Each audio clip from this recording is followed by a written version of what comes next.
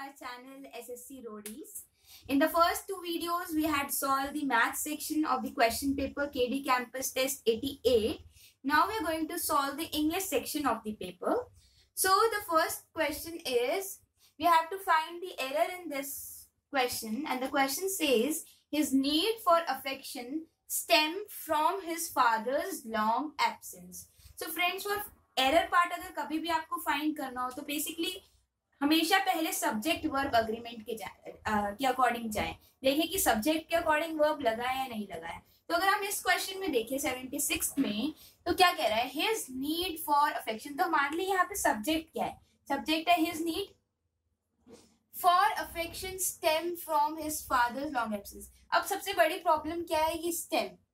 अब हमें तो पता है कि इफ सब स्टेम अगर यहाँ पे नाउन की तरह होता तो नाउन का मतलब तो स्टॉक होता है, STALK.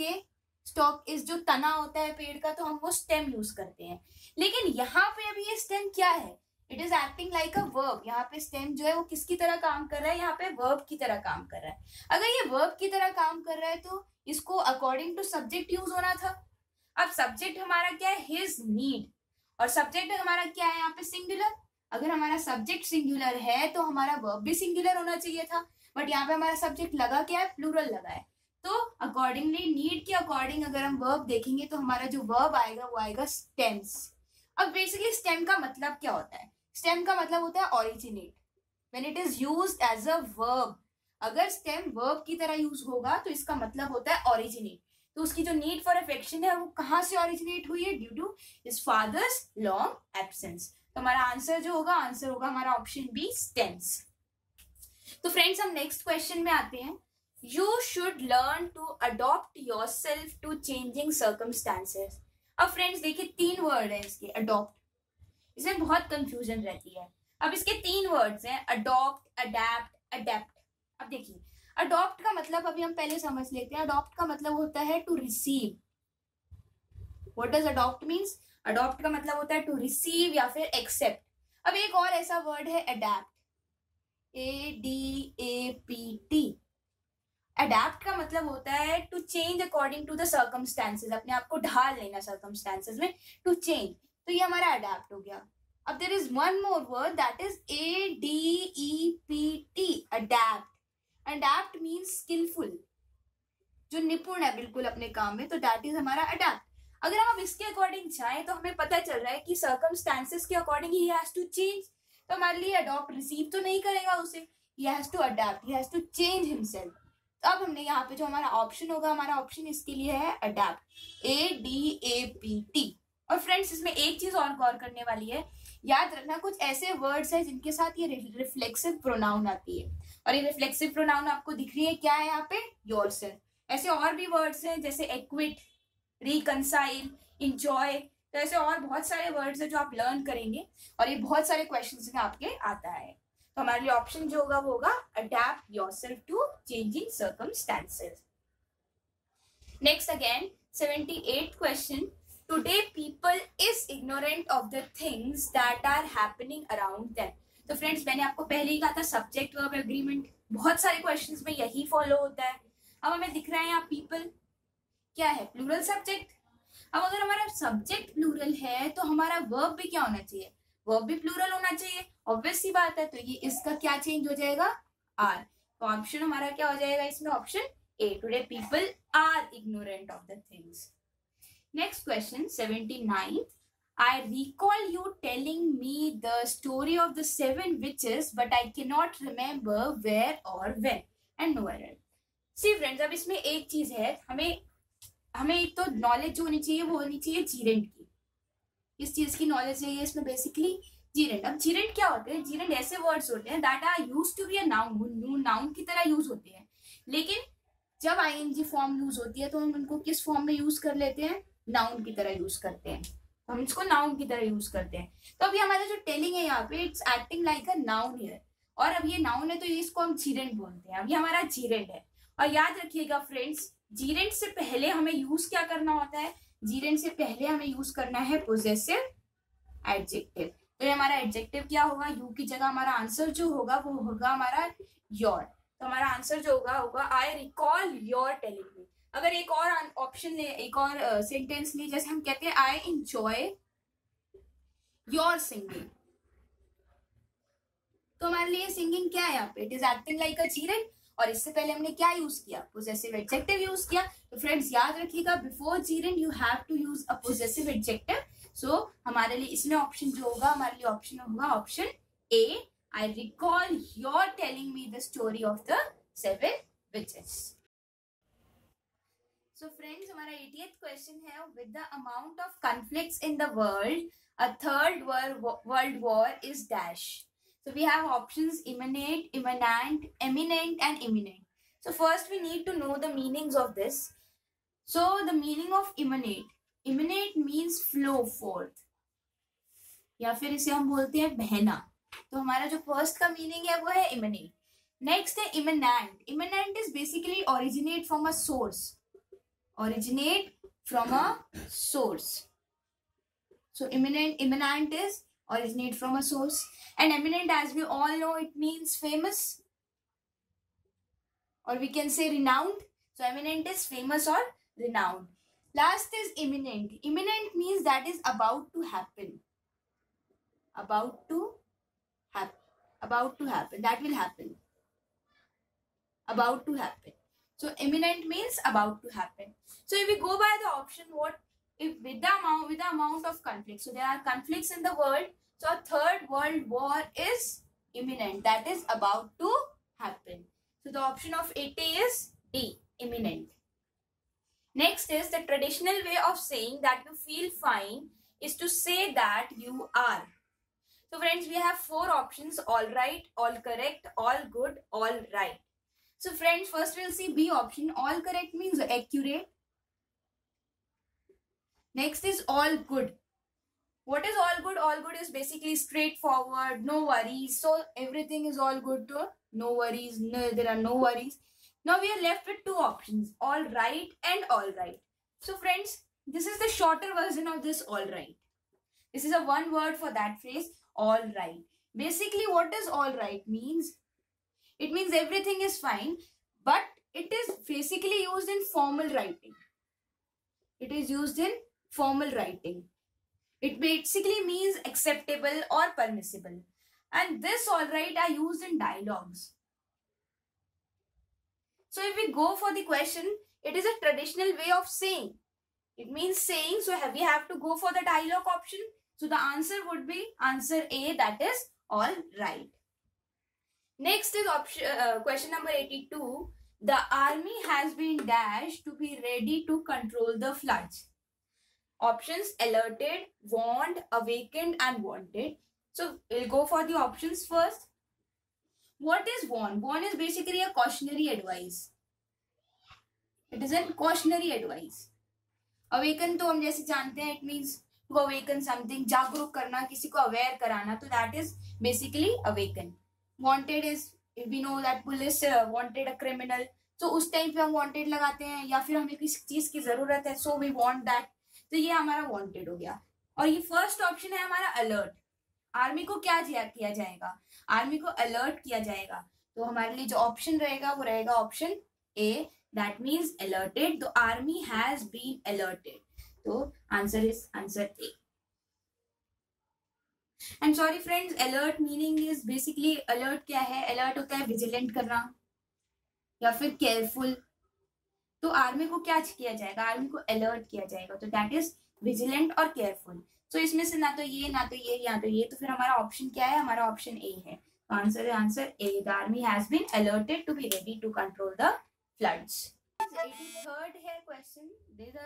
We have to tell the synonym of the word, and the word is ineffable. What is ineffable? Ineffable basically means indescribable. What is this? Indescribable. या अगर हमें इसको की में याद करना है तो हम इसके लिए की याद कर सकते हैं. जैसे इनएफेबल, तो इसको हम बोल सकते हैं इन आईफिल टावर. अब हम आईफिल टावर जाते हैं तो हम उसकी ब्यूटी को क्या करते हैं? हम उसको डिस्क्राइब नहीं कर पाते हैं, उसको बता नहीं पाते हैं. तो जो ब्यूटी है वो क्या है? ब्यूटी, आईफिल टावर की ब्यूटी क्या है? इनएफेबल है. तो हम उसको एक्सप्रेस नहीं कर पाते हैं. तो this is the key for you. Try to learn through this, you will remember always. ठीक है, अभी हमें इसका तो मीनिंग पता चल गया, बाकी ऑप्शंस का देख लेते हैं। What is option A? Option A is unintelligible. What is unintelligible? Unintelligible का मतलब होता है not able to be understood, not able to be understood, जो समझ ना आए। जैसे if I tell a sentence he muttered something unintelligible, उसने कुछ ऐसा बोला, कुछ मर किया, मुझे समझ ही नहीं आया वो क्या बोला, तो not able to be understood, जो चीज समझ में ना आए। Next is illegible. अब इलेजिबल का मतलब क्या होता है? Illegible means that which can not be read, जिसे पढ़ा ना जा सके, that can not be read. अगर हम इसके लिए की याद करनी है, देखिए इलेजिबल, तो इल होते हैं हम इल होते हैं तो किसके पास जाते हैं? हम इल होते हैं तो डॉक्टर पास जाते हैं। अब डॉक्टर की राइटिंग जो हमें आती है वो क्या है? डॉक्टर की राइटिंग, डॉक्टर की राइटिंग हमारे लिए क्या है? इलेजिबल है, हमें समझ ही नहीं आती डॉक्टर की राइटिंग, तो illegible means that can not be read, जो पढ़ा ना जा सके। Now we come to inexplicable. So friends, इसको तो देखते ही हमें समझ आ रहा है कि हमारे लिए एक्सप्लेन वर्ड है, तो इनएक्सप्लिकेबल मतलब जिसको हम एक्सप्लेन ना कर सके, that which can not B explain, तो हमारा क्या होगा? That can not B explain. And friends last है इनएक्सप्रेसिबल। सो फ्रेंड्स, हमारे पास वही सेम चीज है, जैसे यहाँ पे हमें एक्सप्लेन रूट वर्ड मिल गया था, अब हमें यहाँ पे भी रूट वर्ड दिख रहा है एक्सप्रेस, जिसको हम एक्सप्रेस ना कर पाए। अब हमें यहाँ पे देखना क्या था? हमें देखना था यहाँ पे सिनोनिम। अब हमें दिख रहा है इनएफेबल, इनएफेबल को हमने लिखा था इनडिस्क्राइबेबल। अब ये वर्ड भी देखिए इनएक्सप्रेसिबल, जिसको हम डिस्क्राइब ना कर पाए, एक्सप्रेस ना कर पाए, तो यही हमारे लिए क्या होगा? इसका सिनोनिम। तो इनएफेबल का synonym is inexpressible. Okay friends, okay, now come to this 84th question, that is an antonym। अब word क्या है हमारे पास? mitigate। अब mitigate का मतलब क्या होता है? mitigate means to lessen, कम करना, to lessen या to make less harmful, to make less harmful। And friends, अगर इसकी की याद करनी है, जैसे मिटिगेट, तो मिट्टी आपके घर में पड़ी, आपको उसे बाहर निकालना, तो आप क्या करेंगे? मिट्टी को गेट से बाहर निकालो, कम करो आपके घर से, तो आप क्या हो गया? मिटिगेट, कम कर दिया आपने अपने घर से मिट्टी, तो हमारे लिए क्या हो गया? लेस करना, कम करना उसे, to make less harmful. Now we come to the options. Options क्या है हमारे लिए? एनलार्ज, रिड्यूस, इंक्रीज और multiply. What does enlarge means? Enlarge का मतलब होता है मेक साइज बिगर, इसमें आप क्या करते हैं? साइज को बिग करते हैं। नेक्स्ट है आपका रिड्यूस। अब रिड्यूस को हम कहता है हाँ इसको रिड्यूस कर दो, इसको कम कर दो, तो हमारे लिए इसका मतलब क्या है? इसको कम करना, रिड्यूस करना, या फिर लेस करना। ठीक है, तो फ्रेंड्स हमें इससे एक चीज तो पता चल गई कि अगर हमें मिटिगेट का सिनोनिम आता तो हम रिड्यूस लिख सकते थे, है ना, तो हमारे लिए इसका सिनोनिम बचा था। लेकिन अभी हमें एंटोनिम चाहिए, तो हम आगे के ऑप्शंस चेक करते हैं। अब नेक्स्ट है इंक्रीज। इंक्रीज का मतलब होता है लार्ज अमाउंट करना, इसमें हमारा क्या होगा? अमाउंट लार्ज होगा, है ना। नेक्स्ट क्या है? मल्टीप्लाई। अब इसको आप जो होता है इसमें number increase, increase in number, क्या बोलेंगे आप? इंक्रीज इन नंबर में इंक्रीज होता है, क्या होता है? नंबर में इंक्रीज होता है। तो फ्रेंड्स, हम ये मिटिगेट है, मिटिगेट हम पेन के लिए यूज कर सकते हैं, ये मिटिगेटेड द पेन, हम पेन के लिए यूज कर रहे हैं वहां पे। लेकिन क्या हम लार्ज यूज कर सकते हैं? उसके बोलिए लार्ज द पेन, नहीं, वो क्या वो साइज में बिग कर रहा है उस पेन को? नहीं। रिड्यूस तो हमारे पास सिनोनिम था। मल्टीप्लाई, पेन को कोई मल्टीप्लाई नहीं करता है, तो हमारे पास जो ऑप्शन बचा, वो हमारा ऑप्शन क्या बचा? सी, इंक्रीज करना। तो हमारा जो ऑप्शन एंटोनिम होगा मिटिगेट का, क्या होगा? Option C, increase. So friends, अब हम आगे 86 क्वेश्चन पे, और ये है इडियम्स एंड फ्रेजेस। तो हमारा पहला इडियम है take the bull by the horns. अब देखिए, इसको देखते ही हमें लग रहा है कि वाह, किसमें इतनी हिम्मत है कि बुल को हॉर्न से पकड़ ले, तो मतलब वो है बहुत हिम्मत वाला, हमें से ही पता चल रहा है। Take the bull by the horns, ठीक है। अब हम ऑप्शंस पे जाते हैं। ऑप्शन क्या कह रहा है? Crush something with a heavy hand. When we saw the idiom at first, हमें लगा कि हाँ ठीक है, it means to act very courageously. अब इसमें तो हमें कहीं दिख नहीं रहा कि crush something with a heavy hand, तो ऑब्वियस सी बात है, we have to eliminate this option. ये तो कहीं ऑप्शन है ही नहीं, तो we have to eliminate this. Next we come to grapple the situation courageously. Next अभी और कर लेते हैं, उसके बाद वील सी, क्योंकि हमें यहाँ करेजियसली वर्ड भी मिला है, ग्रैपल वर्ड भी मिला है, तो इसका मतलब कहीं ना कहीं this can be the answer of this. But let's go the further options. Close your eyes and attack the bull. Take defensive measures to deal with the crisis. See friends, अब यहाँ close your eyes तो कहीं भी meaning नहीं था. Even hidden meaning भी हमें कहीं नहीं दिख रहा कि हाँ close your eyes.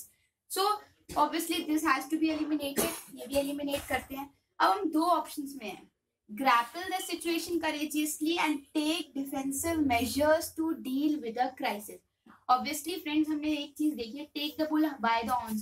तो तुम खुद ही बुल को हॉर्न से पकड़ रहे हो, होल्ड कर रहे हो, तो आप क्या कर रहे हैं? करेजियसली खुद ही एक्ट कर रहे हैं. So is there any meaning of defensive measures? क्या वहां पे डिफेंसिव मेजर्स हम ले रहे हैं? नहीं ले रहे हैं. तो हमारा ऑप्शन जो है इसको भी हमें काटना पड़ेगा, तो ये भी हमारा ऑप्शन नहीं है. तो फ्रेंड्स इसमें हमें दो चीजें पता है. एक तो grapple. What is the meaning of grapple? Grapple का मीनिंग होता है, I will write it here for you. Grapple means engage in a close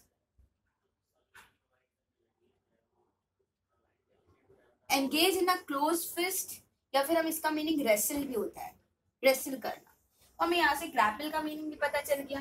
यहाँ पे हमें एक और वर्ड मिल गया, सिचुएशन है और करेज, इसलिए हम उसे ग्रैपल कर रहे हैं. ऑब्वियसली इसका जो आंसर होगा क्या होगा? Option 2. To take the bull by the horns means grapple the situation courageously. तो हमारा ऑप्शन जो है option number 2 for the 86th question. Now we come to 87th question. 87th question है a gentleman at large. See friends, इसमें हमें दो चीजें जाननी. एक तो ये gentleman, नेक्स्ट है at large. At large भी एक फ्रेजल वर्ड है, आप इसका मीनिंग देख लीजिए. At large means to escape. अब फ्रेंड्स दो चीजें देखिए, पहली तो ये जेंटलमैन और दूसरा एट लार्ज. अब ये दो क्या है? देखिए दो कॉन्ट्रास्टिंग वर्ड्स हो गए हमारे लिए. तो अब इसके पहले हम इसके ऑप्शंस के थ्रू जाते हैं, फिर चेक करेंगे इसे क्या है इसका मीनिंग. तो हमें ये तो पता चल गया कि हाँ ये कॉन्ट्रास्टिंग वर्ड्स है, तो इसका मतलब gentleman at large. Why will he escape? कोई प्रॉब्लम होगी इसलिए एस्केप कर रहा है. तो हम देखते हैं पहले ऑप्शंस क्या है. A man in the crowd, हमें पता है कि एस्केप वर्ड दिया हुआ है, तो हम इसको क्राउड में तो नहीं मान सकते हैं, तो हमारा ऑप्शन ए पहले ही कट हो जाएगा. A man in the crowd. Next आते हैं a man without a job, a man who runs around, a man who is generous. अब फ्रेंड्स पहले इनका मीनिंग जान लेते हैं. What does runs around mean? इसका भी मीनिंग है run around, to be very busy. What does run around means? To be very busy. तो क्या है? तो ये हमारा क्या हो गया? runs around, to be very busy. अब if is escaping it doesn't at all means कि हाँ कि वो run around कर रहा है. तो ये ऑप्शन क्या हम ले सकते हैं? नहीं. तो this option is also cut for us. ये भी कट हो गया हमारे लिए. अब नेक्स्ट है man who is generous. अब generous तो हम सबको पता है कि हाँ generous means a kind hearted person. तो ये kind hearted तो obviously नहीं है. At large, escape, हमें तो कुछ हिंट तो यहीं से मिल गई कि हाँ at large.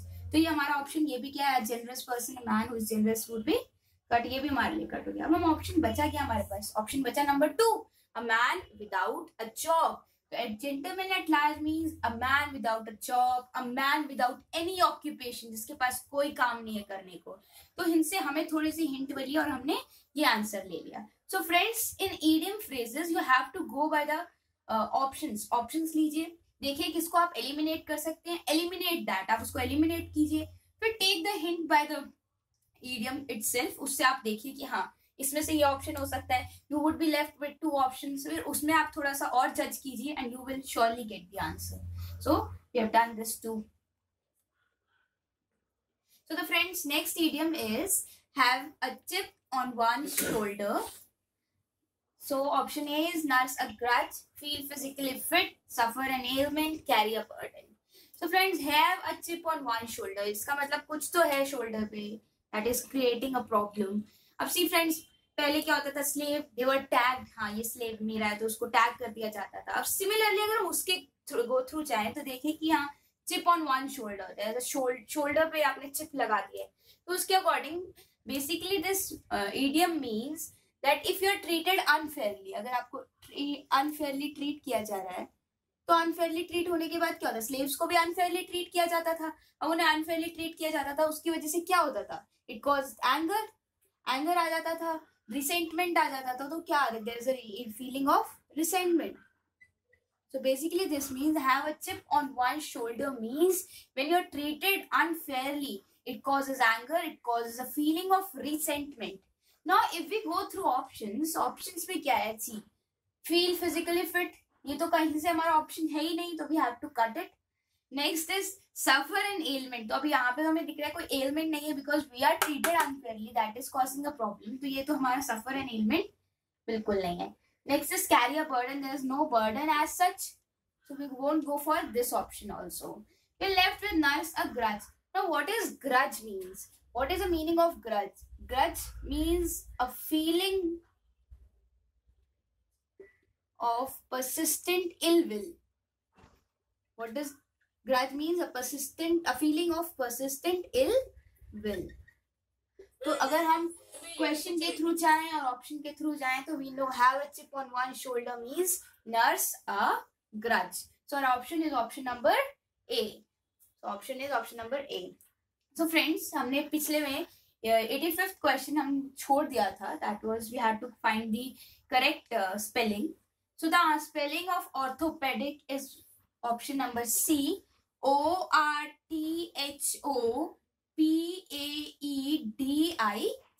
Orthopedic is the correct spelling. Now what is the meaning of orthopedic? Orthopedic is a branch of medicine. A branch of medicine that deals with correction of deformities. Deformities of what? Deformities that deals with correction of deformities of bones or muscles. So friends, this is a very nice word, orthopedic, and इसमें बहुत confusion रहती है because we could have marked it PEDIC also, but the spelling has learn it as PAEDIC. So answer is option number C. So friends, we are now on the 89th question. All information given by Vadra regarding this dispute were incredible. And we have to correct the sentence. Options are option A, all informations, all of the informations, all pieces of information, or no improvement. So friends, there are some words such as scenery, poetry, furniture, advice, information, hair, business, etc. They are uncountable nouns. And hence, they always take a singular verb. But friends, we are seeing that this information, though it is an uncountable noun, so we have to use a singular verb. लेकिन we can see कि हमारा verb क्या लगा हुआ है, यहाँ पे verb हमारा plural लगा हुआ है. This is a singular noun, sorry. तो ये हमारा plural verb दिया हुआ है, लेकिन हमें verb use कौन सा करना है? We have to use a singular verb for this. अब singular verb use करना है, so this is an uncountable noun. हमारा uncountable noun है, तो verb जो नहीं थी वो singular use होनी थी, but we are seeing कि यहाँ पे plural लगी हुई है. अब इस uncountable noun को अगर हमें plural करना है, तो some singular or plural form is made. इसके आगे या तो हम कोई singular या plural form add करेंगे by adding certain words. इसके आगे हम कुछ words add करने पड़ेंगे so that we can make it plural. इसको plural बनाने के लिए हमें इसके आगे कुछ words add करने पड़ेंगे. तो हमें अगर words add करने हैं तो ये तो all information हमें पता है कि ये uncountable noun है, तो plural form इसकी ले ही नहीं सकते हम, तो ये हमारा cut है. All of तो ये भी नहीं आएगा, all of the informations फिर informations बना दिया गया, then again it's plural. Uncountable cannot be made plural like this. Now you have to add certain words, and we can see in option C में देख पा रहे हैं कि pieces of words add कर दिए हमने. क्या word add किया? pieces of. तो हमें ये पता चल गया कि हाँ ये plural है pieces of, और हमारी verb भी क्या थी? plural were. तो इसका मतलब हमारा option क्या है? option number C. तो answer is option number C, all pieces of information. And friends, ऐसे कुछ words information की तरह you should learn them because ये questions में बहुत ज़्यादा आते हैं. Okay, we have to next question, 90th. We were introduced to each other by a mutual friends. And friends, देखिए, this is not acceptable. We don't use this word. ये word हम use नहीं करते हैं, तो हमने फेसबुक पे देखा है कि हाँ mutual friend is given, but there is as no word as mutual. We don't use it. तो इसलिए हम ये म्यूचुअल की जगह we have to use a common friend. That is a common friend. तो answer would be answer number B. Option number B. We were introduced to each other by a common friend. Answer is option B. So friends, 91st question is, herself she saw the thief. Option A, this whole sentence is given as wrong. So what is the correction now? Let's go to the options. A is herself she saw the thief. She herself saw the thief. Herself she see the thief. No improvement. So friends, this is a reflexive pronoun. ये एक reflexive pronoun है. क्या? Herself क्या है? एक reflexive pronoun है. And friends, always remember कि आप reflexive pronoun को as a subject, you will never use it as a subject. आप इसको कभी भी subject की तरह use नहीं करेंगे, या फिर इसको object की तरह भी आप use नहीं करेंगे. अब इनको क्यों नहीं करेंगे? अगर इससे पहले reflexive pronoun से पहले if you use a noun or a pronoun, it can be used as subject or an object. लेकिन इससे पहले condition क्या है कि हमें इस रिफ्लेक्सिव प्रोनाउन से पहले क्या यूज करना है, या तो नाउन या फिर प्रोनाउन. चलो अब ऑप्शंस पे जाते हैं. ऑप्शंस क्या कह रहे हैं? herself she saw the thief, see the thief. So this option, sorry option यानी गलत लिख दिया है. herself she see the thief हो गया यहाँ पे. तो ये see the thief ये भी गलत हो गया. क्यों? क्योंकि again it is used as a subject, और हमें पता है सब्जेक्ट की तरह क्यों यूज नहीं होगा, क्योंकि हमें पता है कि इससे पहले नाउन या प्रोनाउन आना चाहिए. अब इसमें भी यही सेम गलती आप देख रहे हैं. herself see the thief option. So friends, first option was also she saw the thief only. It was same as the question, but we know that it is wrong. गलत है तो ये भी गलत ही है हमारे लिए. नेक्स्ट में she see the thief, again it is used as a subject, तो ये भी हमारे लिए फिर से गलत है. नेक्स्ट ऑप्शन में आते हैं she herself saw the thief. Again हमारा वो रूल फॉलो हो गया जो हमने बोला था कि अगर रिफ्लेक्सिव प्रोनाउन से पहले कोई नाउन या फिर प्रोनाउन आती है तो she हमारे लिए एक प्रोनाउन है. यूज कर लिया हमने रिफ्लेक्सिव प्रोनाउन से पहले. she herself saw the thief. So this sentence is correct. So our option is option number B. So the answer for 91st is option number B. Now let's move to the next question. We are witnessing not triumph but the breakdown of democracy. So friends, इसमें एक rule है that is parallelism. What is it known as? Parallelism. What does that say? ऐसे कुछ words हैं जैसे not only but also, not but. अभी आपको दिख रहा है नॉट और बट. पैरेललिज्म सेज कि पैरेललिज्म में क्या होता है कि नॉट के बाद जो आप चीज यूज करें, इधर यू आर यूजिंग एडजेक्टिव और अ डिटर्मिनर, तो इसके बाद भी जो चीज आप नॉट के बाद यूज कर रहे हैं वही चीज आपको बट के बाद भी यूज करनी है. तो if it go in the question not triumph but the break down, see after but what is used? An article is used the, और नॉट के बाद कोई आर्टिकल यूज नहीं है. सो इट मीन्स बट के बाद अगर आर्टिकल द यूज है तो नॉट के बाद भी also you have to use an article the. तो अब हम अगर ऑप्शंस में जाएं, not the triumph but break down, again not के बाद द इज यूज बट के बाद देयर इज नो द, तो ये भी हमारा ऑप्शन कट हो गया. नेक्स्ट में not the triumph but the break down, you got the answer. Not the triumph but the breakdown, after not the is used, after but the is used. So our option is option number B. If we go in the next also, not triumph but breakdown is also not there because it's given but the breakdown. So our option is option number B, not the triumph but the breakdown.